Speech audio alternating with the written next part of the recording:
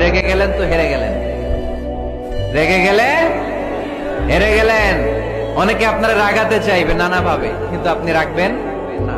আপনার সাথে ঝগড়া করতে চাইবে, পায়ে পাড়া দিয়ে ঝগড়া করতে চায়, এরকম আছে না নাই?